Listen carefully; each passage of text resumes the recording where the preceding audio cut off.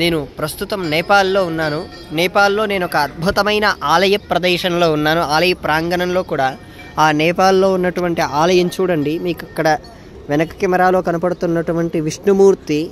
కానీ ఈ విష్ణుమూర్తి భక్తుడి పేరు మీద ఇక్కడ ఆలయ ప్రసిద్ధం. ఇక్కడ స్వామివారి పేరు హరిహర, అంటే హరిహర మూర్తిగా ఉంటారు. కనపడేది విష్ణుమూర్తి, కానీ వేసిన రుద్రాక్షలు స్వామివారి హృదయం పైన శివుడు ఉంటాడు కాబట్టి ఇక్కడ హరిహరుడుగా పూజ చేసేటప్పుడు ఆ నామం పిలువబడుతుంది. కానీ ఇక్కడ వ్యవహారిక నామం బుద్ధనికంత దేవాలయం. బుధనికంత దేవాలయం అంటే ఆ నికంత అనే వ్యక్తి పేరు రైతు.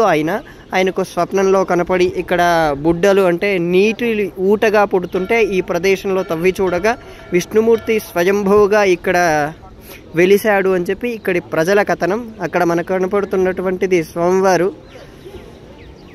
చూడండి, ఇదంతా నీళ్లు.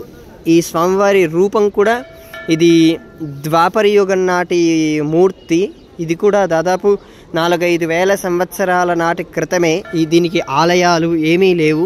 ఈ ఆలయంలోకి ప్రవేశించాలంటే ఇతర మతస్థులు ప్రవేశించలేరు. ఈ ఆలయంలోకి కేవలం హిందువులు, బుద్ధిస్టుల్లో కూడా మీట్ తినేవారు లేదా మాంసాహారం భుజించే బుద్ధిస్టులు ఈ ఆలయంలోకి ప్రవేశించలేరు.